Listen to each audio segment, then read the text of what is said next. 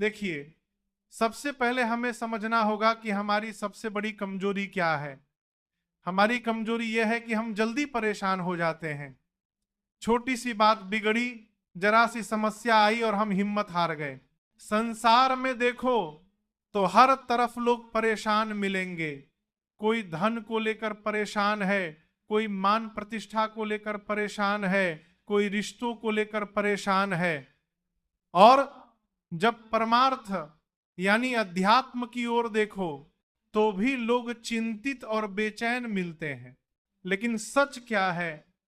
सच ये है कि परेशान होना कोई हल नहीं है। ये तो बस हमारी आदत बन गई है। हमको धैर्यवान बनना है, गंभीर बनना है। अगर भारी से भारी विपत्ति आ जाए तो मन में ये सोच लो, ठीक बा, समस्या आइल बा, समाधानो आई।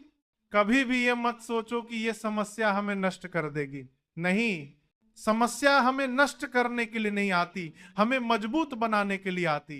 आज अगर हमारे पास से कुछ चला गया, मान लो पद चला गया, धन चला गया, सम्मान चला गया, तो क्या हुआ? कल उससे बड़ा पद मिलेगा, कल उससे बड़ी वस्तु हाथ लगेगी।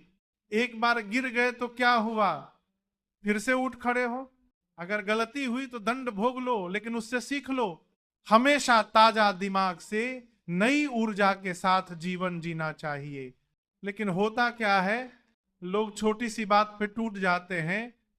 जरा सा दुख आया और चेहरा उतर गया, जरा सा नुकसान हुआ और निराश हो गए। भैया, जीवन लंबी यात्रा है, इसमें सुख भी आएगा, दुख भी आएगा। अगर हम भारी से भारी कष्ट में भी मुस्कुराना सीख गए तो समझ लो कि भगवान की कृपा हम पर बरसी है। क्योंकि असली परीक्षा वही है। सुख के समय हर कोई हंसता है, लेकिन दुख के समय जो मुस्कुरा ले वही भगवान का असली भक्त कहलाता है। अब देखो, साधारण सी बातें हैं। प्यास लगी है तो पानी हमें ही लाना है, भूख लगी है तो भोजन हमें ही जुटाना है। अगर हार मानकर बैठ गए तो जीवन कैसे चलेगा? हमेशा अपने आप पर विश्वास रखो, निराशा को पास मत आने दो। याद रखो, दुख हमेशा स्थायी नहीं होता। कभी सोचा है, अगर दुख हमेशा रहता तो सुख कहां से आता? असल में दुख ही हमें सुख का महत्व समझाता है। लेकिन हम क्या करते हैं, आज सुख मिला है फिर भी परेशान रहते हैं। पता नहीं कल क्या होगा, कल सुख चला गया तो? अरे भाई, आज सुख मिला है तो आज आनंद लो ना। कल क्या होगा, कल देखेंगे। हमारे मन की यही आदत हमें हमेशा दुखी रखती है। हमें इतना मजबूत बनना होगा कि सुख और दुख दोनों को सह सकें। अगर सुख मिला है तो अहंकार मत करना, अगर दुख मिला है तो दूसरों पर निर्भर मत होना। अपने बल, अपने विवेक से फिर से जीवन को संवारो। अब सोचो, हम भगवान के बच्चे हैं। शेर का बच्चा अगर बकरी के बीच में फंसकर में करने लगे तो लोग क्या कहेंगे?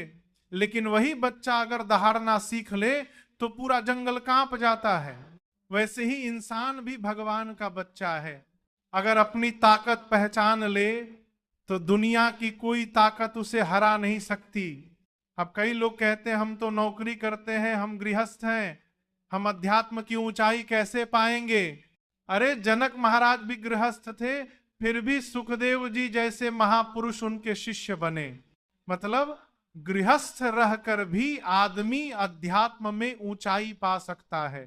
धन, दौलत, पद, प्रतिष्ठा, ये सब अगर अध्यात्म के बिना है तो अधूरा है। लेकिन अगर अध्यात्म है तो फिर दुख सुख दोनों में इंसान मुस्कुराकर जी सकता है। सुख और दुख की चिंता मत करो, धैर्य रखो। एक गांव में हरिनाथ नाम का किसान रहता था। सीधा साधा आदमी, मेहनती और भगवान में गहरी आस्था रखने वाला। उसका मानना था जो कुछ भी होता है भगवान की इच्छा से होता है और उसका फल हमेशा भला ही होता है। एक साल गांव में बड़ी विपत्ति आ गई। आकाश से ओले बरसे और सारी फसल चौपट हो गई।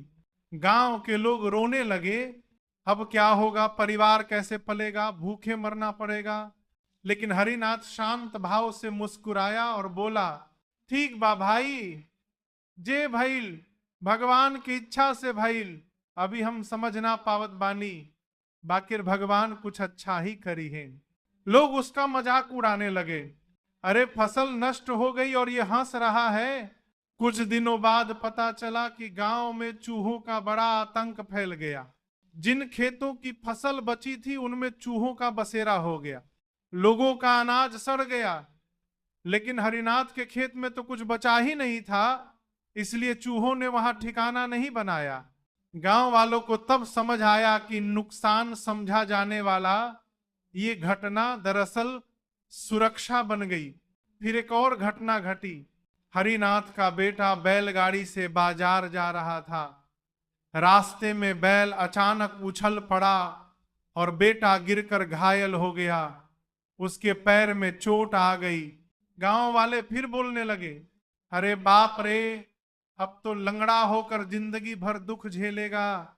हरिनाथ फिर शांत स्वर में बोला, इहो भगवान के लीला बा, जरूर कुछ अच्छा छुपल बा एह में। कुछ ही दिन बाद राजा की फौज गांव में आई। उन्होंने हर घर से जवान लड़कों को युद्ध में भेजने का आदेश दिया। हर घर का स्वस्थ लड़का सेना में भर्ती कर लिया गया। गांव वाले रोते हुए अपने बेटों को विदा करने लगे। लेकिन हरिनाथ का बेटा, जिसके पैर में चोट थी, उसे सेना ने अयोग्य कहकर छोड़ दिया। सबके बेटे युद्ध में चले गए, लेकिन हरिनाथ का बेटा सुरक्षित घर पर रहा। तब गांव के लोग समझ गए कि सुख दुख स्थायी नहीं होते। जो आज दुख लगता है वही कल सुख का कारण बन सकता है, और जो आज सुख है वही कल दुख भी ला सकता है। जीवन में चाहे सुख मिले या दुख, हमें धैर्य रखना चाहिए। परेशान होकर हिम्मत हारने से कुछ नहीं बदलता, बल्कि भगवान पर विश्वास रखकर मुस्कुराना ही सच्ची भक्ति है।